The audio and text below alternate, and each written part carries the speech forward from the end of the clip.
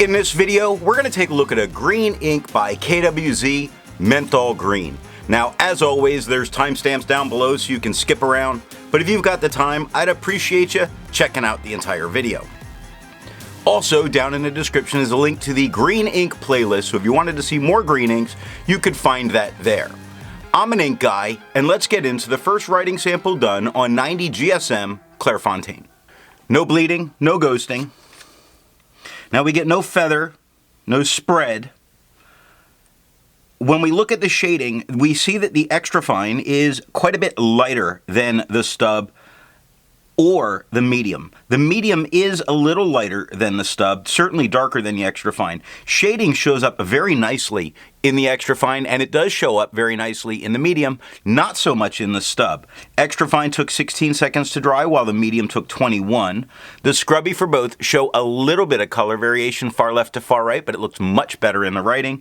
And the smear test, I think you could recover if you smeared while you were writing.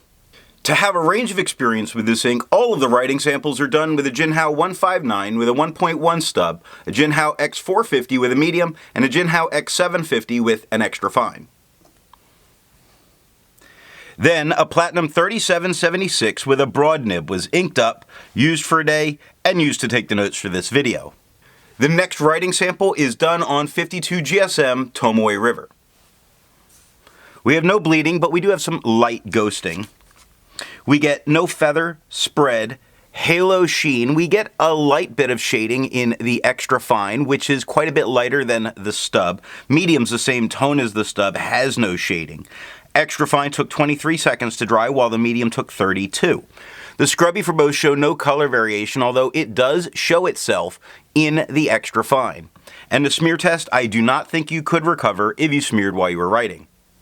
I agree with Vita. There's a lot to learn by doing multiple chromatographies.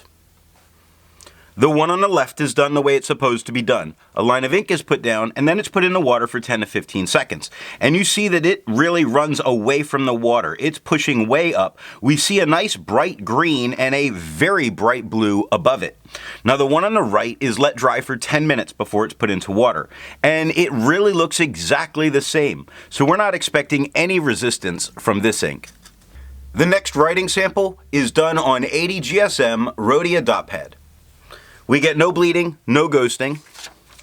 We get no feather, spread, halo sheen. Now, the extra fine's a lot lighter than the stub. Medium's darker than the extra fine, not as dark as the stub. As far as shading, we don't get any shading in the stub, but it shows itself with no problems in the extra fine, and it shows itself fairly well. Not really super standout, but if you look at the word over compared to the word quick in the medium, you see how much it is actually there. The extra fine took 18 seconds to dry, while the medium took 24. The scrubby for both do show a little bit of color variation, but it shows up better in the writing. And the smear test, I think you could recover if you smeared while you were writing. Resistance tests are done to see how this ink could be expected to perform on the page, and more importantly, how hard it may be to clean from your pen. The smear is allowed to dry for 3 days before testing it.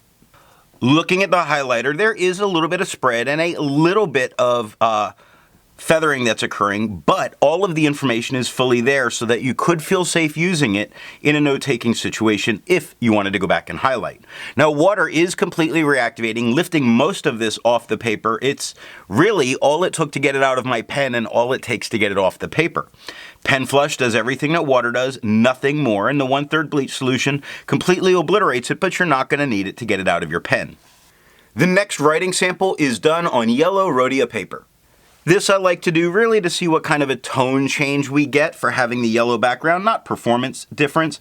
And it's interesting because it is definitely a brighter green on the yellow paper. Not that it matters for that professional environment, because I doubt you're writing with yellow, but it's nice to know that your greens stay green. For the inks tested, the average viscosity was 2.5, and the realm of normal was 2.1 to 2.9. KWZ's Menthol Green has a viscosity of 2.2, making it normal. If you're interested in how the viscosity test and all that's done, then down in the description is a link to that video. Now, let's take a look at the next writing sample done on Life paper. No bleeding, no ghosting. We get no feather, spread, halo sheen. We do get some tone variation where the extra fine's a lot lighter than the stub, but the medium is the same tone as the stub. Now, we get no shading in the stub or in the medium, but it shows itself very easily in the extra fine. The extra fine took 15 seconds to dry, while the medium took 20. The scrubby of the extra fine and medium shows some tone variation, but it's not showing itself so well in the writing of the medium. And a smear test, I do not think you could recover this one if you smeared while you were writing.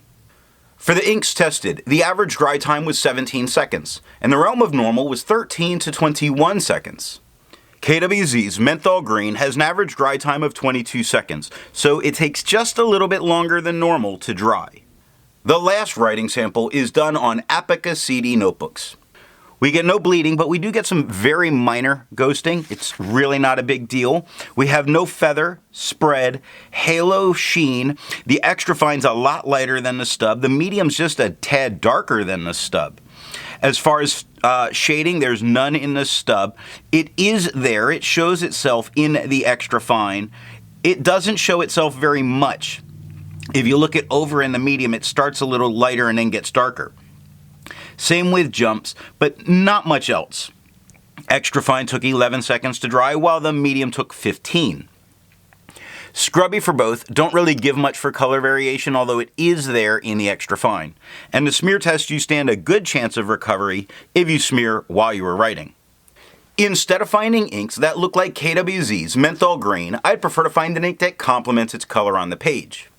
I decided to go with a red ink by Sailor Tag in the KWZ line, the Flaming Red of Fushime.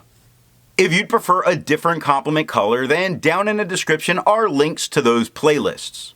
So what do I think of KWZ's Menthol Green? It's a green that makes me think it's a green-leaning turquoise. It does have spots of shading, but not very standout. A lot of very usable tone variation by pen, and the darker tone looks much better than the lighter tone to me. So well behaved as an ink. So what nib and pen are going to give the best writing experience with this ink? Now, because I prefer the darker tone, I would prefer to go with a medium to wet pen, really of any nib. Regardless of the nib, it looks really good. It's just about getting the tone that you would prefer. Not too worried about the shading from this one personally. I hope you got something out of this video, and in the next video, we're going to take a look at Diatramentis Document Red.